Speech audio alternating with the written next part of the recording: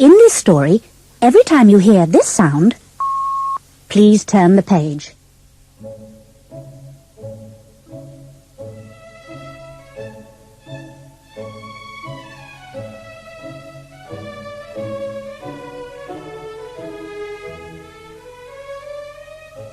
The Elves and the Shoemaker.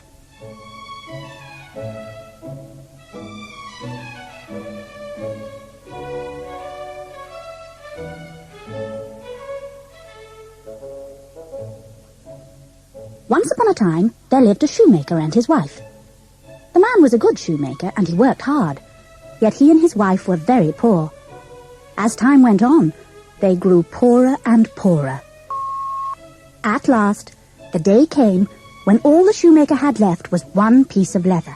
It would only make one pair of shoes.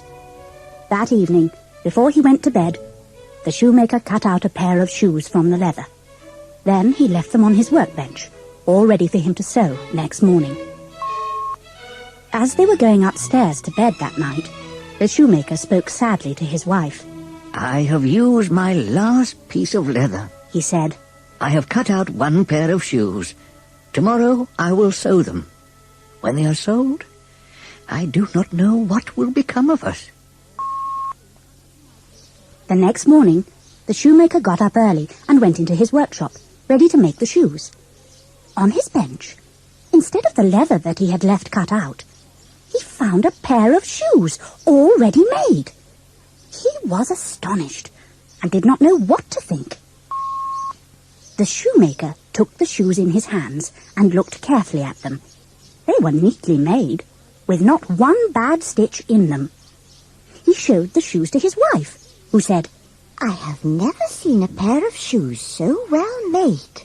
They are perfect." The shoemaker and his wife could not think who had sewn the shoes. The same morning, a lady came into the shop to buy a pair of shoes. The shoemaker showed her the pair he had found on his bench. She said, "I have never seen such well-made shoes."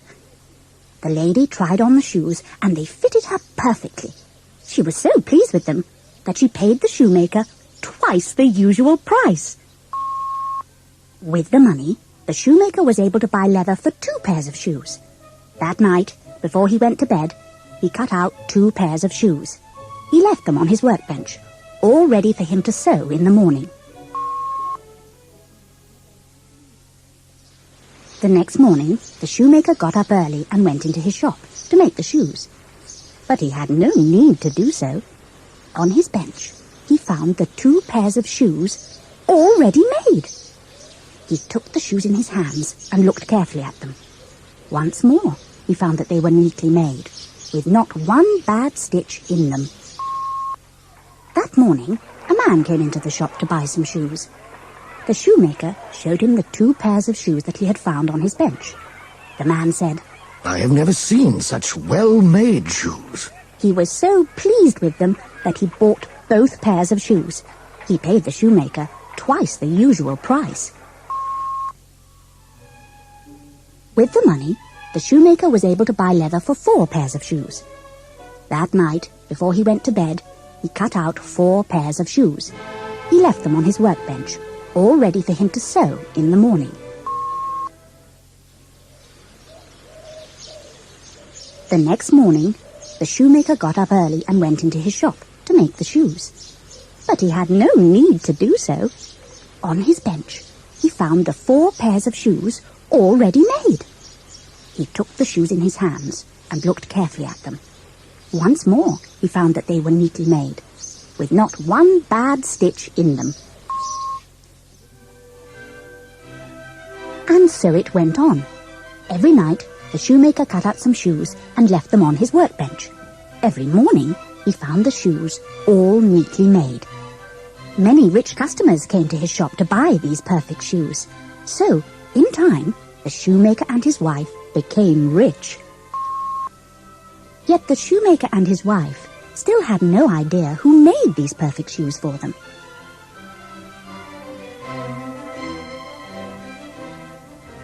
When the music stops, please turn the cassette over for side 2.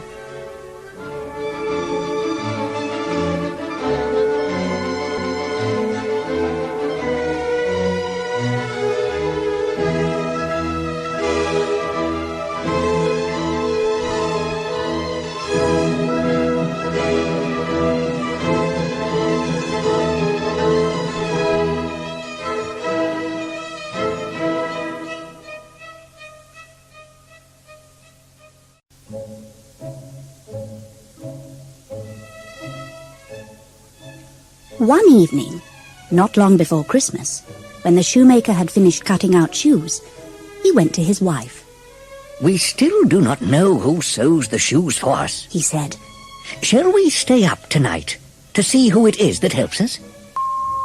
His wife thought this was a very good idea, so she lit a candle. They went into the workshop. They hid themselves in a corner of the room, behind some clothes which were hanging there. Then the shoemaker and his wife waited quietly and watched to see what would happen. For a long time, nothing happened. Then, just as the clock struck 12, the door of the workshop opened quietly. In came 2 tiny elves. They were dressed in old clothes, and their feet were bare. They did not see the shoemaker and his wife, who were hiding in the corner, watching them. The elves jumped onto the workbench and took up the shoes that were cut out. They began to stitch and sew and hammer. They worked so neatly and so quickly that the shoemaker could hardly believe his eyes. The elves did not stop for a moment until all the cut-out shoes were finished. Then they ran quickly away. The next morning at breakfast, the shoemaker asked his wife, "How can we thank these little elves who have made us so rich and so happy?" I know what we can do, said his wife. We can make them new clothes and shoes. Their own clothes are ragged and their feet are bare.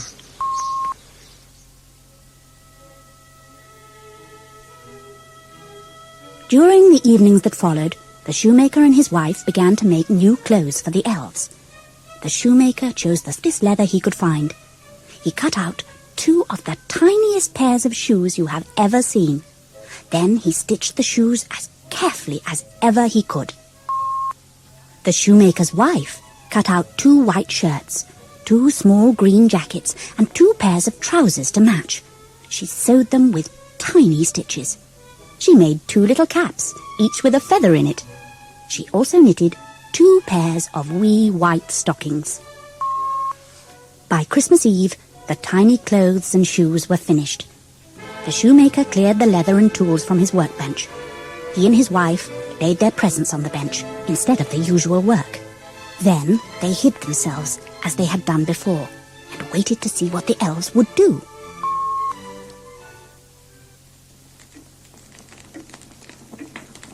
Just as the clock struck 12, the door opened quietly, as before. The 2 elves came running in. They still wore old clothes, and their feet were blue with cold.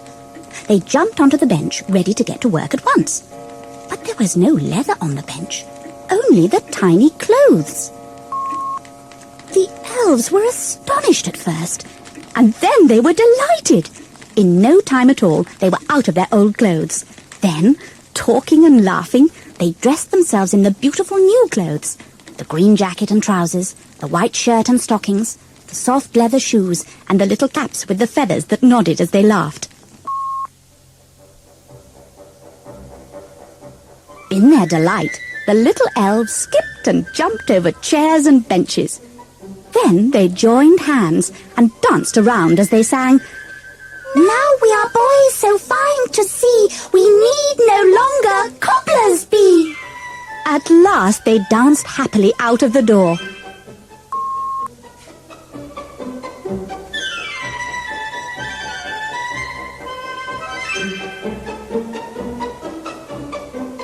The shoemaker and his wife never saw the little elves again. But from that time, good luck was always with them. They were rich and happy for the rest of their lives.